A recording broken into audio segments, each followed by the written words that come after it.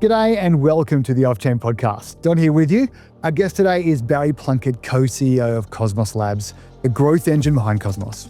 Barry's passionate about bringing great products and services to Cosmos customers and builders and making Cosmos the leading option for on-chain payments and tokenization. 2025 has been a huge year of exponential growth for Cosmos with the launch of Cosmos EVM, IBC protocol version 2, which enables seamless bridging across all chains.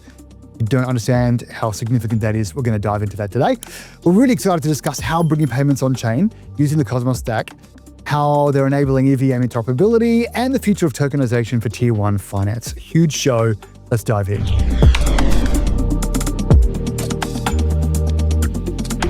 How did you get started in crypto? Yeah. Or do you even think about crypto? Did you get started in blockchain? Did you get started as a founder, or did you get started as a tech person? How did you get started? Yeah. It's a good question. So for me, the first thing I did out of school was actually machine learning research. I was really excited about reinforcement learning research. This was back in 2019, where you could build and train an agent to play real world games. So really negotiating against people and trying to exploit the ways that humans maybe don't make the best decisions all the time. And so we were building agents to negotiate against people on eBay for different kinds of items and learning about what do people do well and what do they not do well. And at the time, it was really funny. And one of the reasons that I got out of it was we submitted all the work that we did to a bunch of different journals, and they were like, this is just not interesting. Like the econ journals were like, this is boring. It's too much computer stuff here. And the computer science journals were like, hey, you're not building a new kind of model. You're just applying it to new problems. So like, that's not interesting for us either. And then 2 years later, after I had been out of research for a long time, the paper won a bunch of awards once AI and agents got a lot hotter in academia. So I feel justified in leaving, because it did really feel like, okay, you're just sort of playing this game. But I got out of academia and went to work at a hedge fund in New York called D. Shaw, which is famous as the place that Jeff Bezos quit to go found Amazon. And I was on a team there that they created in the wake of him and other people leaving to start their own companies, where they realized, hey, there's a bunch of really good entrepreneurs in here. We're building a lot of cool shit internally. Maybe we should have a venture studio style team where we can take the things that we're building and we can try to turn them into businesses, or we can look around the market and we can look for opportunities. We can try to turn those into new businesses. So I basically was there for a few years, helping them spin out new startups across a bunch of different verticals, dev tools, insurtech, fintech. And I got interested in crypto while I was there. DeFi summer was happening, and my team, had this big mandate to go look for new ways that we can found startups. And crypto is really interesting. I have a bunch of friends from college who were starting to get into it. I was really excited about it. Was your firm interested in crypto? Was the fund interested in crypto at all?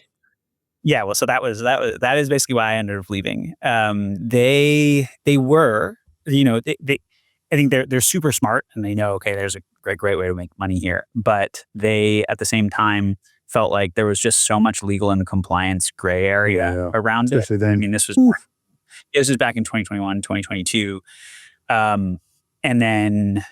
So they just said, hey, we can't touch this. We can't touch it through a startup. We can't touch it through some spin out. Like, we just can't touch it. But it's at the same time, I was like, there's so much to do here. This is a really exciting new area of technology. And even then, that was early, but like, I could kind of see, having worked on agents to negotiate for things, I was like, none of the actual infrastructure, if we wanted to set our agent loose on eBay, which we didn't, it would have lost a lot of money. But if we wanted to, none of the infrastructure existed to go and do that. And so the idea of having a fully programmable, fully open environment where you could exchange digital goods for digital money, you could settle it instantly, you could do that at the speed of computation was just super, super cool to me. And I had a friend who became my co-founder who was also spending all of his nights and weekends, looking into crypto and doing things in crypto. And so we got into it from there, and both of us quit our jobs, didn't really know what we were going to do initially, and ended up building in the Cosmos ecosystem, which I can talk a little bit about. But that's the origin story. So you pulled a Jeff Bezos, basically. This is what I'm If only. Still, early days. Okay, so Yeah. what in particular about Cosmos then was interesting to you? So you found blockchain and crypto in particular interesting, and you saw the potential there. But why Cosmos specifically? Yeah, I think so. For any of your viewers who aren't familiar with it, just as background, Cosmos is a platform for building and operating blockchains that is under, it's the thing that powers 10 to 20 of the tokens in the top 100 at any time. It powers Crypto.com's chain, Binance's chain, Barachain, everything like across a ton of different verticals is using Cosmos under the hood. Even Hyperliquid, uses parts of the Cosmos stack. Polygon uses parts of the Cosmos stack. So it's really powering a lot of different blockchains. And across almost any vertical you can imagine. And that was one of the things that attracted me about it. Originally, like you had DeFi things like Osmosis and DYDX, and you had really the first stablecoin, project that got to scale, which was Terra, which was one of the big things that drew me into the ecosystem. Mm-hmm. And you just had this incredible platform that you saw big businesses and startups going and using, and there's really no limit to what you could do with it. Whereas it felt like, Ethereum, Solana, a lot of the other approaches were just kind of recreating a little bit of what we already have on the traditional web, which is you have these big platforms that you have to plug into if you want to build something, AWS, Google Cloud, whatever. Mm-hmm. And they're kind of trying to build their decentralized version of that. Whereas with Cosmos, it's kind of like, hey, anyone can do anything on their own terms. And so that felt really unique, and it felt like that would really scale over time. That as the industry matures, as you get bigger and bigger companies, they're going to want that level of control, and that level of being able to do their own thing. And that's really what you've seen. Like, I think, the only public crypto company, at least that I'm aware of, other than Circle and Coinbase, is Figure, and they're built on top of a Cosmos chain. They tokenize consumer loans. Circle just announced that they're building an L1. Again, so it's like the biggest things in crypto are using this platform or going in this direction. So I just always wanted to be there. What opportunity did you specifically see that you could be a part of? Yeah, or your skills, or what you saw, your vision for blockchain. What were you saying? So So the company we founded was called Skip. We raised about $20 million over 2022 to 2024 before being acquired, which I can talk more about. And the basic idea was kind of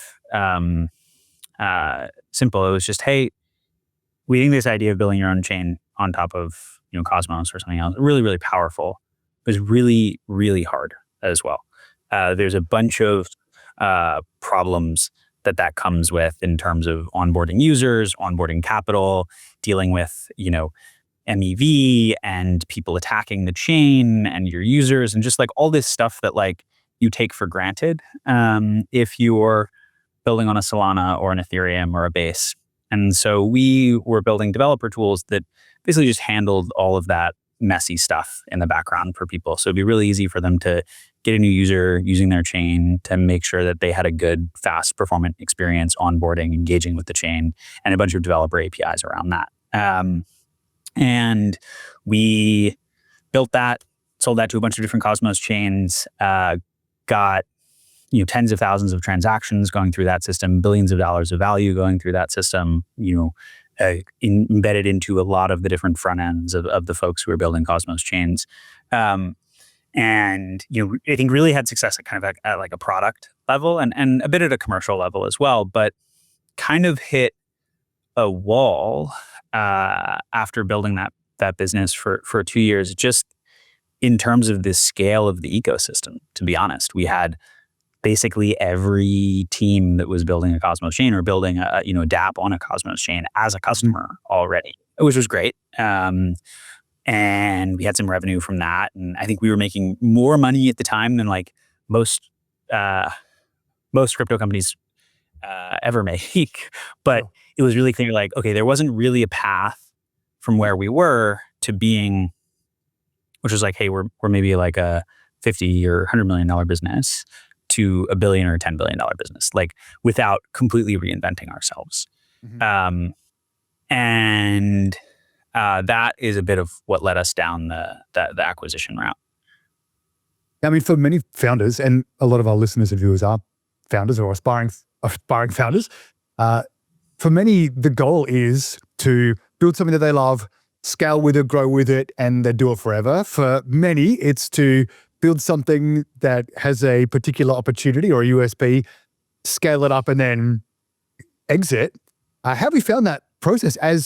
Again, in some regards, I don't want to say living the dream, not to be too aspirational, but you've done what many founders aspire to do. And for some, they find it, they get to the other side, they're like, oh man, I liked having my own thing. I wish I was doing it. For some, it's the golden, like those figurative golden handcuffs where like, oh man, I've just bought myself a job or sold myself into a job. For others, like, that was fantastic. I did it. Now I'm, I can invest in stuff that I want to, or I can do the things that I always wanted to do. I'm still involved in my baby and can help it grow. Where are you kind of on that spectrum, or are you in a different kind of place to any of those? And maybe you don't want to say as well, if it's too... No. I'm super happy to talk about this kind of thing. We had a really unusual acquisition is the first thing I'll say, in that, so we basically hit this wall, right, in terms of how much we can grow. And we were looking at one of a couple different options. One was go and raise a ton more money, and basically try to rebuild the Cosmos ecosystem. Because we were big believers, I still am, obviously, a huge believer in the vision of Cosmos as giving people a platform to build any kind of decentralized application at limitless scale on their own terms, while still connecting to all of the other blockchains and dApps that are out there. So that really deep level of control and connectivity, I think, is just so powerful and so unique still. So we were really going to raise a ton of money, and we got a couple term sheets to do that, to go and try to compete, rebuild the whole thing, do it differently, do it on our own terms, build an ecosystem from scratch. Or the Interchain Foundation, which is the foundation that's responsible for the growth and development of the Cosmos ecosystem and technology platform, approached us and said, hey, you guys really want to grow the Cosmos ecosystem. We want to do that too. We don't really have the leadership team right now to do that. Why don't we acquire you and support you in doing that? So you'll have the resources and the brand of the foundation and the centrality of that, the control of the core technology, and you can take it in the direction that you want to take it. And so I think compared to most acquisitions, we still are working on a mission that we really, really care about, we really believe in. We still think this is the way that people are going to build the biggest things in crypto. We still think this is an essential platform for getting, real businesses, asset managers, banks, payment networks at scale into the industry. And we still get to build it. And we get to build it with more resources, with more control. And that's really nice.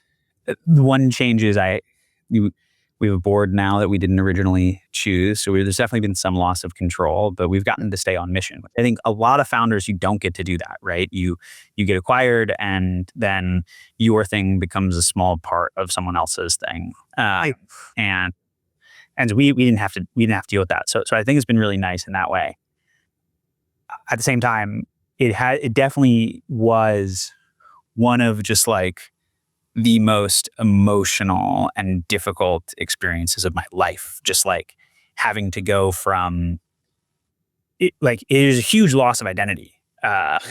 Like, and I think like for us too, we wanted to build a $10 billion business, right? And we're still trying to do that now with Cosmos, but we didn't do it with Skip. And I think there's also like a bit of a feeling of failure there too. So definitely mixed emotions.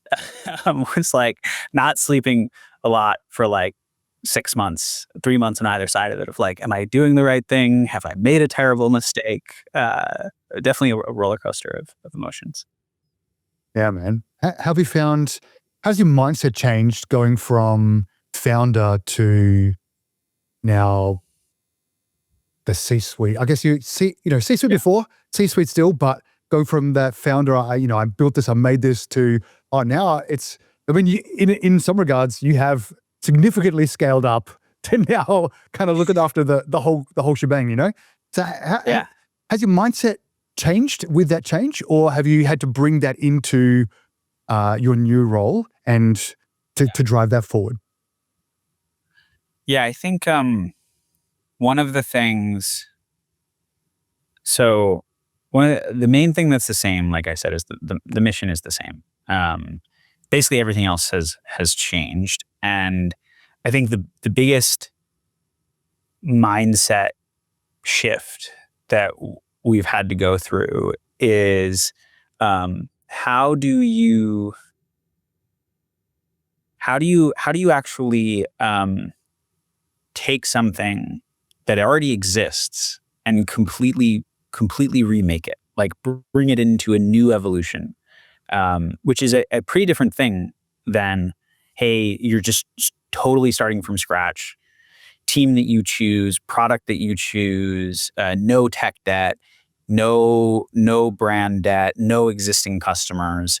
Or, if you do, like, you get a little bit along, you pivot, you get a little along, you pivot, like, but it was your choice to bring those people on and to build what you built so far. And so, you're kind of playing with clay, whereas we have a foundation. It's a really, really good foundation.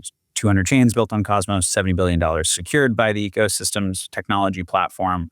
We've got banks and crypto exchanges and DeFi protocols and Bitcoin bridges and all kinds of things built on top of it. But how do we bring it? How do we actually scale that 10x, right? And doing that is going to require building new things and getting rid of some of the old stuff that like attracted some of those people in the first place. And so there's a completely different way that you have to think about things, where you want to think about, okay, I have this core. How do I maintain this core? But how do I not get too stuck on it? You know what I mean? Yeah, man. That's a big change, really. On top of everything, everything else, because before, I guess to a certain degree, if you wanted to try something and give it a go and it doesn't really work, and the consequences might have been smaller, whereas now you want to try some things. Like you said, there's many consequences are bigger. Yeah, that's right. Well, yeah, and that's one of the things about like building a product versus building an ecosystem too, which is I think one of the things that like founders or aspiring founders in your audience should think about is like when you build a product, like you can be very, very in control of every aspect of the user experience and what people are going to do with it, whether that's a developer product or a consumer product or whatever it might be. Like you can be extremely precise. You can be like Steve Jobs, like every edge is exactly the correct angle. But when you build an ecosystem, you can't, if you try to control everything, you will just crush the ecosystem. You'll just like, the thing that makes an ecosystem is the creativity and the independence and like some of the unpredictability about how people are going to interact and use, the technology that you build and do that together. And that's a totally different mindset as well. And something we're still, kind of navigating and figuring out how do we do well. All right, let's zoom in on Cosmos then. Where are you going? What's the plan? What's the hope? Let's say for 2026, where, coming to the end of the year, 2026 on the horizon, What's the hope for 2026 for Cosmos? Yeah. Well, when we came in with the acquisition, to just set the stage a little bit, like I said, you have this technology platform that's been really well adopted by a bunch of different folks, but it's fully open source. There's no revenue coming in, and no one's paying anything for it. And the question is kind of like, okay, how do we make this sustainable, and how do we grow it 10x? So how do we scale, and how do we monetize? And so in some ways, like, even though we had this really great level of technology adoption, we're still like a seed Series A startup that needs to really figure out PMF and needs to figure out its commercial strategy. And so we came in and spent a lot of time. We already knew the core of the ecosystem really well, but we also spent a lot of time just trying to explore the edges a bit. Folks who we hadn't met, who we hadn't talked to, who, again, because it's open source technology, maybe we didn't even know they were building on the stack, to see, are there any clues here, right, about where we want to go? Because we don't want to just like invent from scratch a direction. I think when you're building a product, you usually want to have your vision, but you also want to be very plugged into what are the facts on the ground today. And you kind of have to balance both of those things.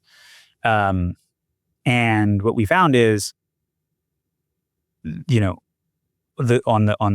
on the good side, we found there were a lot of enterprises, institutions out there that were building on top of the Cosmos stack that we totally didn't know existed. Figure is a great example of this. $7-8 billion consumer lending business that had tokenized $40 billion of loans on top of their Cosmos chain. Huge. We never met those guys. We never talked to them. We didn't know why they were using Cosmos, what the heck they were using it for. But they IPO'd recently. It's like in their S1, like this whole letter about like, okay, how does the chain really help them run a more efficient lending business? So we're like, oh shit, that's really cool. And there's scale there, and maybe there's budget there, and maybe there's an opportunity to commercialize something there.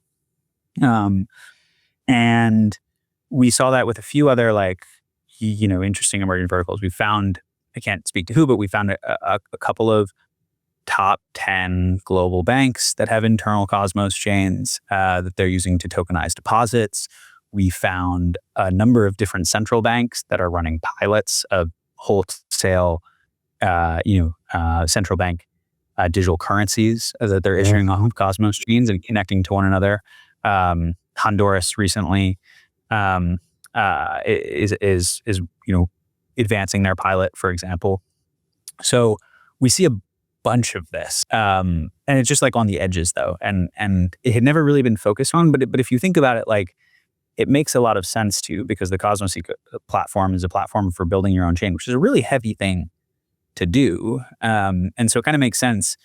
Oh yeah, we have all these startups, but like actually like the better customer for this is a business that has scale, that has a reason to be really opinionated about all of the different aspects of the protocol that they're building, whether that's compliance or whether it's a specific user experience that they want to build out, like Circle, any of these things. And so we are really trying to pull that thread and run with it and try to think about and build what are all the things that we need on top of this raw core for building a chain that actually makes it so much better for these institutions that it's an obvious choice, right? That it's not just the super ambitious technology forward ones that we have right now who can come here and use this product. So how do we build the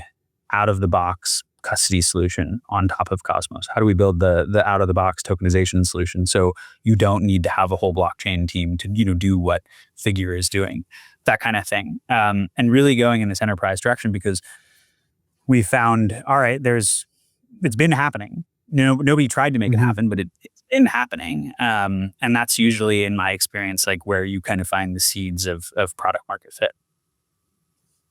Yeah, man, I was on the phone to a founder this morning who's got about 1,000 users, and I'm like, get to 10,000 users quickly so that you can get the feedback of how people are actually using your thing. That'll help you understand like where you need to go first, where you need to go next. I mean, what do you think, like what's been the barrier to enterprise and institutional adoption, do you think? Why has it just been a matter of time? Has it been the right regulatory environment? Has it been capital? Has it been, Yeah. or people, like you say, is it just people have been playing around with it, but they haven't had someone to help, hold their hand to get to the next step, get to the next level? What do you think's, what's been the barrier and why now? Yeah, I mean, that's a great question. There's the macro barrier, and then there's the barrier around our product. The macro barrier has been regulatory, to be honest. I think Sure. the previous U.S. administration was extremely heavy-handed with how it tried to regulate crypto out of existence. I don't mean that as a political comment in any way. It's just the experience that we had, that lots of our customers had, was getting advice from their lawyers saying like, hey, look, like, we don't know what the SEC is doing. We don't really know what they think. They are wasting a bunch of our time, and they are asking for more and more information all the time. And then they'll drop a lawsuit on us with no warning while we're trying to help them, help educate them so they can come up with a standard framework. So they're using regulation and the lack of clarity, against us. So they said, you should not live in the US. You shouldn't build in the US if you want to launch a token. And to be honest, if you don't, but you are building a product that touches tokens, you probably shouldn't either. And so that was like really fucking scary. And I think really scary. It's scary if you're just like a person, but I think it's even scarier if you're like a big business that has an existing source of revenue that you're thinking about protecting. It was kind of like when I was back at DE Shaw, they were like, look, like, this looks cool. It's not worth it to us because it could jeopardize all of this other stuff that we built. Yeah. So that was the macro, I think. And that has completely changed with the new administration, with the Genius Act, with similar pieces of legislation in other parts of the world. And a general openness now to saying, hey, this is a useful technology. There's really interesting things you can do if you can make financial rails more open, if you can make them available 24/7, if you can make them more programmable. And so that's completely changed,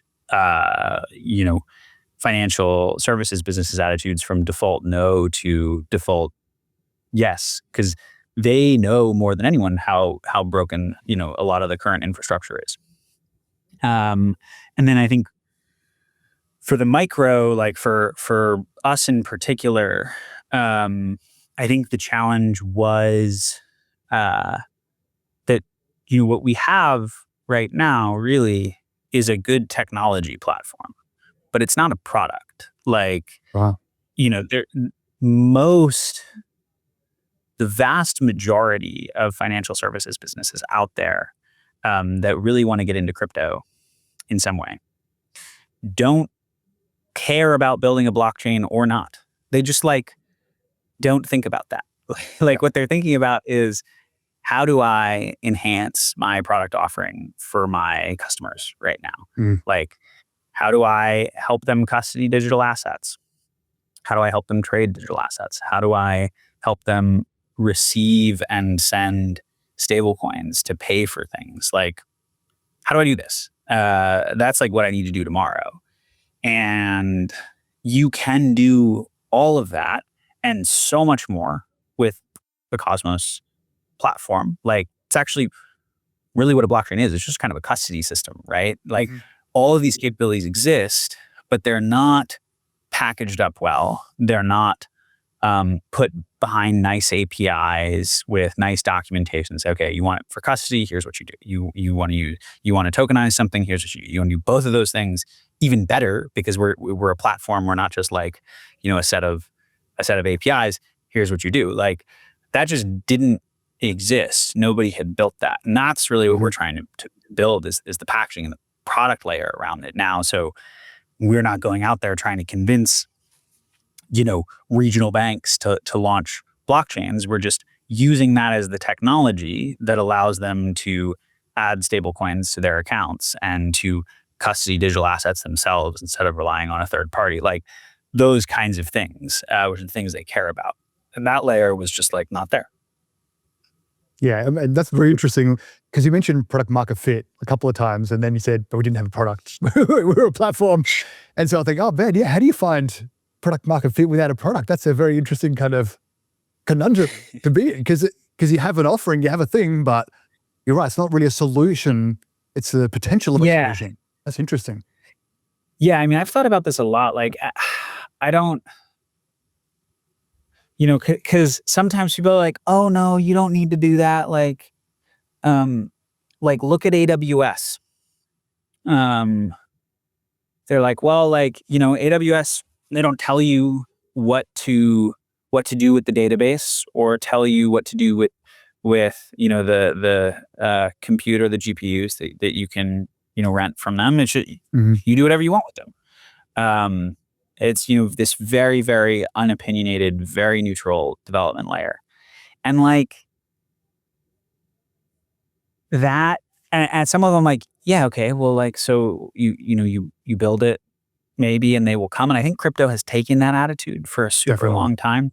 Definitely. And I just don't think it's like I don't think it's the right reading of history with AWS. Like what happened there was actually the core use case, the immediate, like the short-term thing was really, really clear. It was shit. Like we were trying to operate this massive website and we had to build all this infrastructure ourselves to operate this massive website. And the internet is now getting to a scale where lots of other people also want to build massive websites. So it was very clear, and they had a first customer. It was them. It wasn't, it wasn't like some vague idea. And that's what they talk about when they announce it. They're like, now you can build web applications. It was very specific in that way.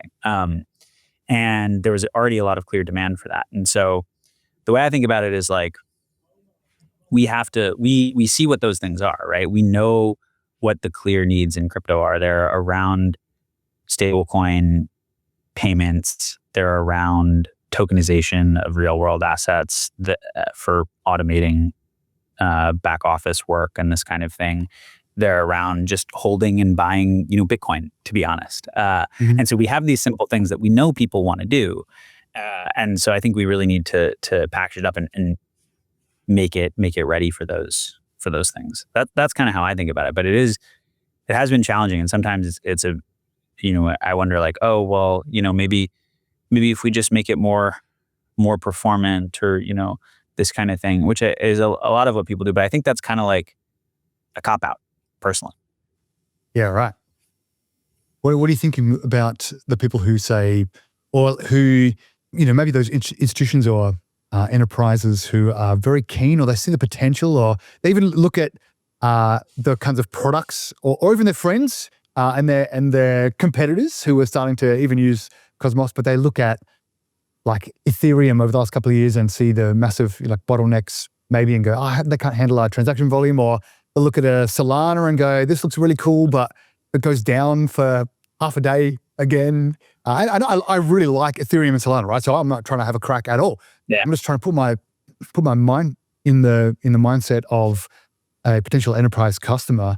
How's Cosmos thinking about transaction volume and scale and throughput and those kinds of things that, like you say, AWS existed because those were the kinds of problems that they were having, so they had to build it themselves. How are you thinking about those kinds of things for blockchain adoption? Yeah. I think it's a great question. And I think it's kind of a big part of what we need to do, right? One of the things that we found when we came in was that the existing Cosmos stack could support, a few hundred TPS under load, but then you'd have, if you tried to scale past that, things would just fall over. Similar to Solana in that way. And when we think about, what's enterprise grade, I don't think you need 100,000 TPS. I think what you need is like, okay, what is the TPS that Visa does, right? Mm-hmm. Or the MasterCard does, or the Stripe does, like these big internet financial services today. And the answer is a few thousand, and they can spike past that, and they won't fall over, right? You'll get backed up, but they're going to keep running. And so that's one of the first things that we set out to do. Say, okay, we need to package into solutions that people care about for payments, for stablecoin accounts, for all these things. But we also need to make sure that that core is really strong and is really stable and can reach that Visa scale. And so we made a ton of progress in that. I think we're now in the low thousands in our internal tests around TPS, and we don't have that issue anymore of, okay, you scale past that, it falls over. You scale past that, now it's just like, all right, it's not going to get faster for you.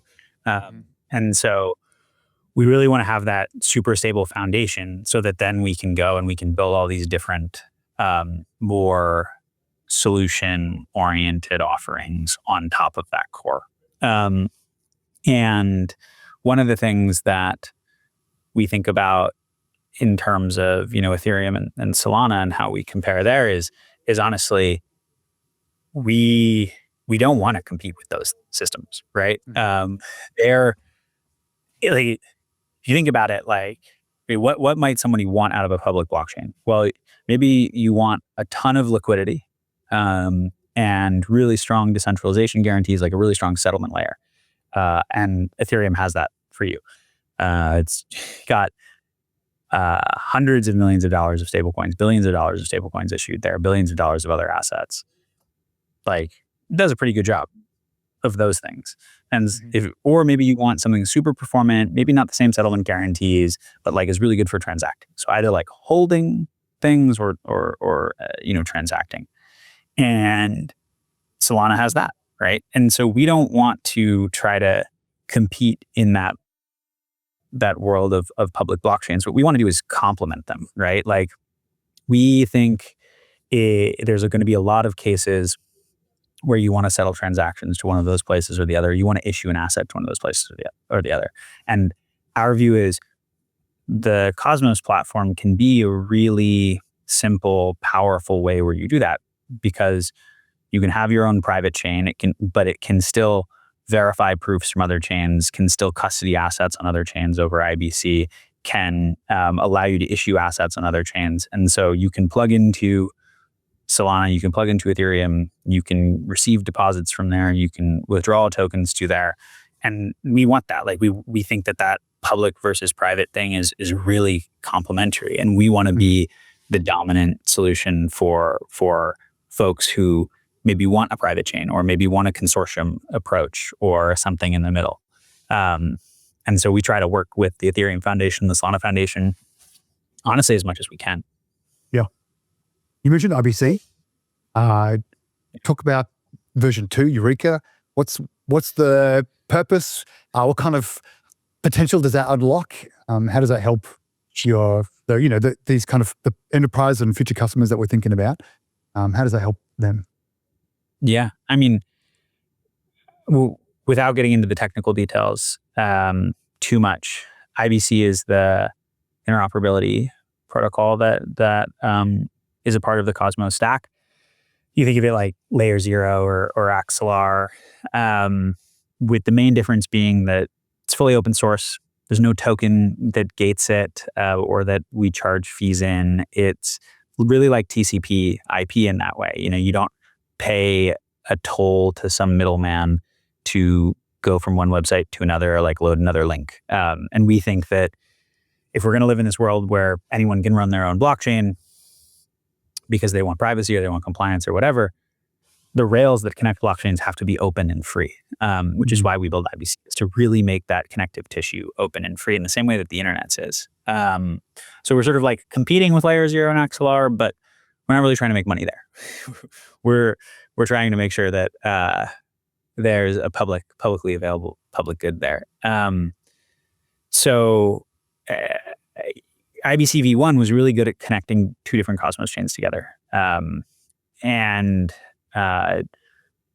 moving assets between them, doing transfers between them really, really fast. And what it could not do, what it was really bad at, was connecting to Ethereum, to Base, to Solana, because the protocol was so complicated. People would spend years trying to implement it for those other blockchains, just because Cosmos is so much more expressive. They built the first version and they were like, this is a simple protocol. And then they tried to take it to like Solidity or the SVM, and it just did not work. It was like, enormously expensive in terms of gas and enormously complex to implement. Like, people built whole startups just like, we're going to be IBC to Solana, or we're going to be IBC to L2s. It was that hard. And so IBC v2, we just like stripped a bunch of the stuff out that didn't really matter, that they like put in because they built it before any other interoperability protocol really existed. So they didn't know what was going to be important, what wasn't.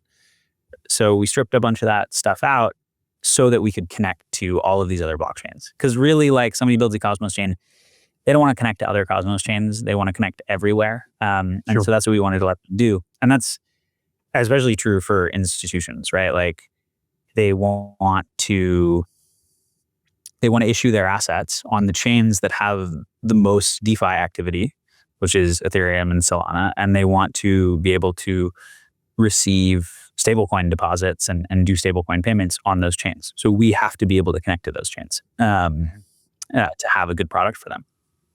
When you say connect to, what do you mean exactly?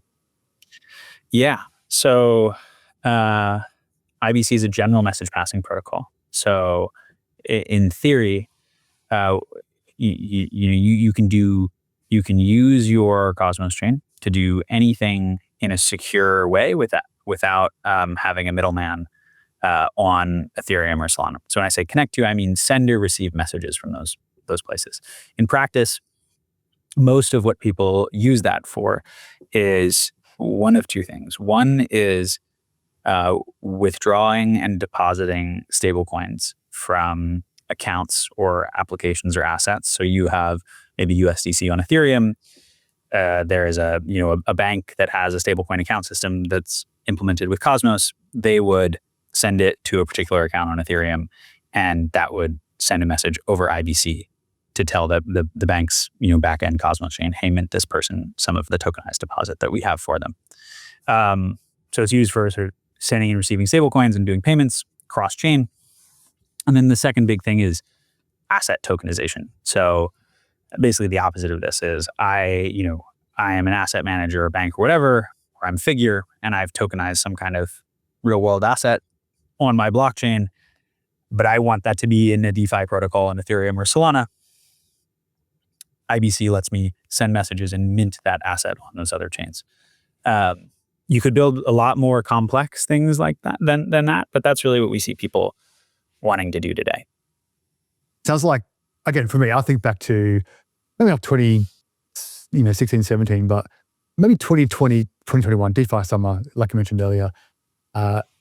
This is the kind of thing that back then we were going, man, wouldn't it be great if you could just, or it seems to be one of the reasons that, the proverbial auntie or uncle or grandma couldn't get involved in DeFi was because they'd have to have a dozen wallets on a dozen, or 24 wallets on a dozen different chains, learn 5 different protocols and whatnot. It seems to me, at least, that this is the kind of thing that is one of those giant. I know it kind of happens under the hood, and retail investors might not be thinking this is an amazing thing, but for me, at least, it seems like this is one of those mammoth steps in maturity for the whole ecosystem that actually will help to drive adoption, or at least enable adoption. Is it being seen like that, or is this just people like, oh, this is great? I think we really have to put the pieces together. And this gets back to my point from before of like, people who have done all of these different things with Cosmos chains, right? So Jump built their entire custody backend. Jump Crypto built their entire custody backend as a Cosmos chain internally that they run. Circle, Stable, Noble, they've all built these chains that have stablecoin payments and deposits and accounts and like don't have any gas and like all this cool stuff. And then people like Figure, they built the tokenization side of things. And it's like, man, all of these things can be done. But we really need to put the pieces together into a cohesive thing that gives, the financial services institutions and the fintechs that have existing consumers and businesses using their products at scale, the like complete, cohesive, all-in-one backend to do all of these things. And they can then use that technology to fully abstract all of this away from their end users, whether that's they want to do a stablecoin send on Solana or want to do something else. And so I think we really see it as like, oh shit, we've got all the pieces still, but we kind of like have to construct the puzzle a bit more, I think, before the industry has the like, aha, oh shit moment. And we really have that complete package. Gotcha. It's that turning into a product process. It's really that. It's so important to us. Yeah, gotcha. Yeah, well, so if we take that process of moving from obviously version 1 to version 2, where's the bloat? What needs to consolidate? What needs to go? What needs to be included? If you kind of zoom out onto like all of crypto, all of the blockchain industry, where do you think we need to consolidate? What do we need to let go of or stop trying to make happen? What do people need to focus on building or what's missing from the ecosystem? What do you think, what's the V2 or V whatever we're up to for like the whole ecosystem, do you think? Yeah. That's a great question. I think the place that my like rough mental model of crypto is that we had a ton of innovation really fast at the protocol layer of people building more DEXs or more efficient DEXs or lending protocols or vault protocols or all of these kinds of things. And that was kind of a wave of innovation from like 2018 through like 2019 through DeFi summer.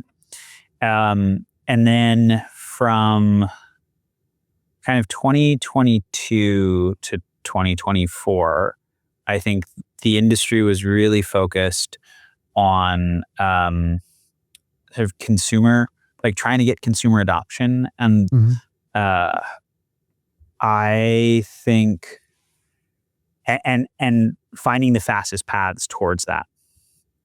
And we optimized towards having a lot of gambling applications, a lot of things that are like max leverage and look more like, a casino than a financial system, than like a new financial system, which was kind of the original idea. And I don't say that to talk down on those things, but I think we were kind of eating candy because we needed really fast ways to get users to support token prices. But for the ecosystem to really scale and to realize the potential of being able to replace or augment, however you want to think about it, the existing financial rails so that we can have more open finance, more global finance, more programmable finance, then we kind of need to eat our vegetables now in some ways. And be willing and be open to working with some of the folks that I think have been thought of as the enemy for a long time, like banks, asset managers, payments networks, to like help them see the path towards coming on chain in a bigger way. And that's a lot of the work that we do right now, both the technology layer and just in terms of education. I'm really excited about that because I think the scale that we're going to get to by, not just having crazy DeFi, degen farming strategies, but also having, just safe straightforward access to US Treasury yield for people who are in European countries where like a normal savings account gets like 0.1% yield is going to be huge. It's going to be like and you apply that to developing countries, you apply that all over the place. Like it's going to be this massive force of like financial equity that comes to the world. I'm super excited about that. I think the other thing that's really cool that's just starting to happen is thinking about really less the decentralization aspect of crypto and more the programmability and like what that means for AI and agentic finance and agentic commerce and that wave, which I think is probably still like a couple years out, but is something that's we're starting to see early signs of people building these things in the Cosmos ecosystem, and I think it's really, really cool as well.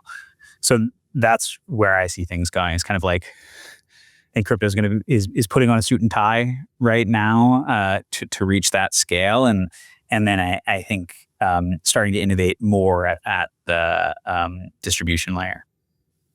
So if you were to speak to two separate categories of people, so on the one hand, you're speaking to just enterprise people generally. What's like your pitch for Cosmos? And then I want to get you to pitch to startup founders or people who are going, man, where should I be investing my energy in build? I want to build something, I want to do something. Where should I be investing my energy and effort and time?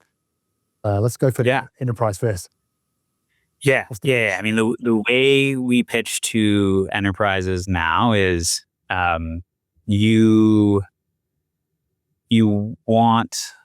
need an all-in-one platform for digital assets. You need to be able to hold them, move them, custody them for major assets, for stable coins. You need accounts, you need non-custodial accounts, custodial accounts. You need to make sure the whole thing is compliant, fully traceable, fully extensible. And you don't want to be tied to a massive sprawling network of different SaaS vendors to be able to give you, okay, your custody here, your accounts here, your wallets here. You want a single place that you can go to that has all of those things that you can control, that you can extend, and that in the future you can do anything with. Right now, sure, you just want to receive stablecoins, but if you want to build a DApp or a smart contract in the future, or you want to tokenize an asset that you have in the future, Cosmos is a really, really compelling platform because it gives you those capabilities today. And it allows you to add those additional capabilities in the future. And you can look at any other technology vendor in crypto, and I don't want to say it's impossible, but it's definitely really, really hard to find any single technology platform that has at scale case studies of all of these different things, right? Whether it's custody with Jump, custodying billions of dollars on their Cosmos chain, or whether it's tokenization with Figure that's tokenized $40 billion of loans on their Cosmos chain, or it's stable coins with Circle and Noble and Stable, like all of the different core capabilities that people want. There's proof points of teams that have done it with Cosmos. And that's really special, that level of battle testedness. And it's only come from 7 years, 8 years of open source development. And so it's not something that you can like snap your fingers and make happen overnight or like, vibe code. And you're starting to see like other people in the industry, like other technology providers, custodians or tokenization plays, they're trying to get into the adjacent things, and one of the things that's special about Cosmos is we've been in all of them for so long just because we have this massive ecosystem of folks building on top of the core technology. So that's the enterprise pitch. And I don't remember where's the opportunity for startup founders or for coders, builders? Where should they be looking right now? Yeah.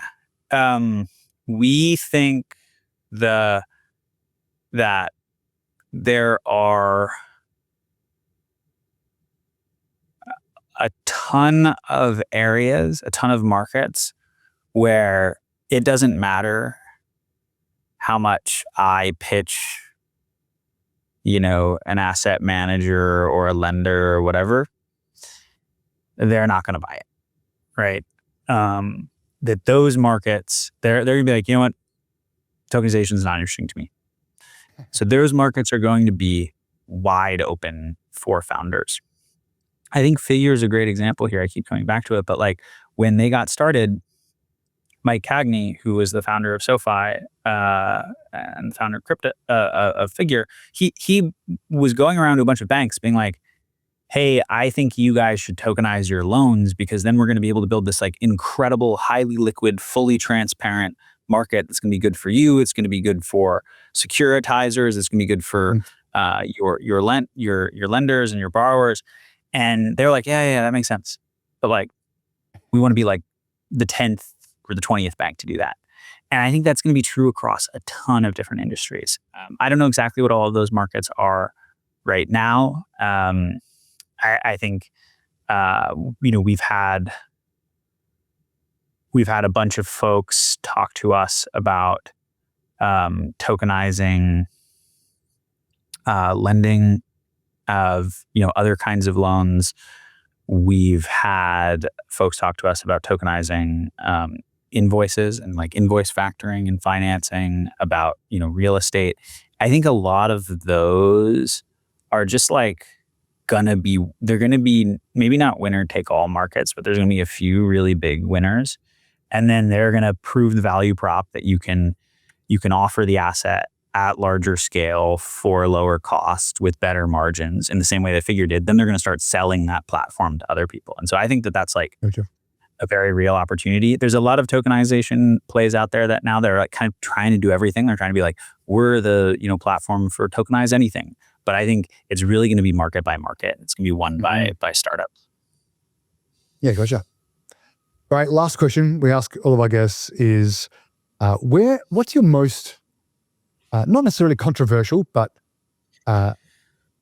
what's your most contrarian view, where most people tend to think one way, but you find yourself always having the minority report?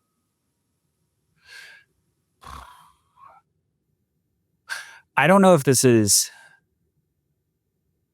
controversial or not.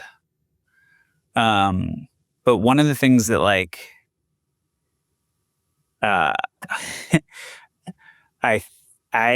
personally struggle with, I think, is that like, I'm a technology startup founder, but I think a lot of the ways that people interact with technology today is extremely harmful. It's like really, really bad for people's mental health, for their brain development when they're kids, for their reasoning when they're adults. Like, it seems like to me like a huge amount of people like really struggle with technology addiction in some way.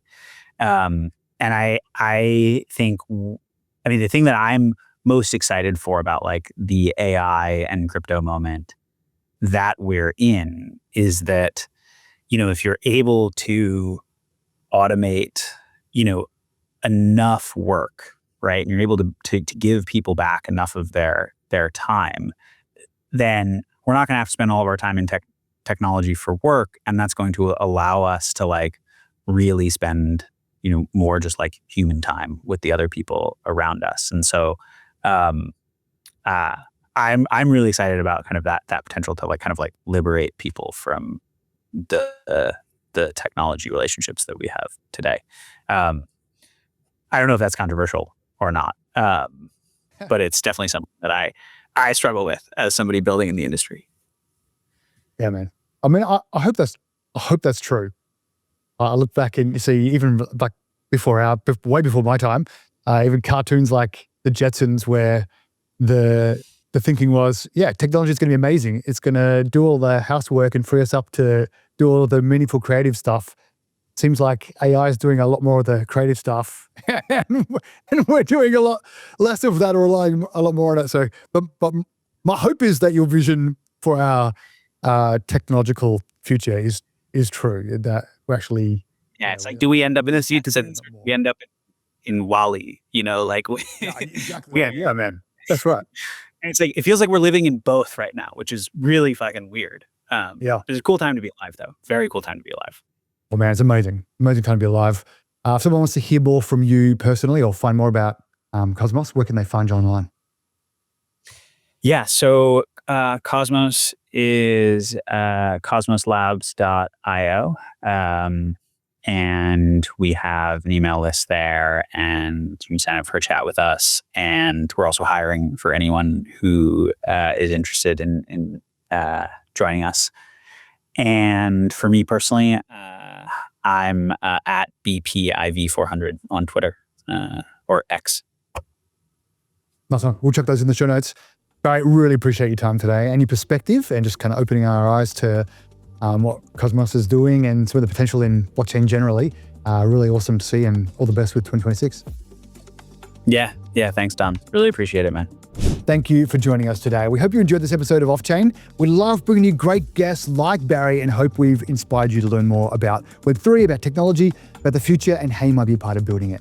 As always, please like, subscribe, or better yet, share this episode with a friend. Help us spread the word, and join us again next week for another great episode of Off-Chain. Till then, take care.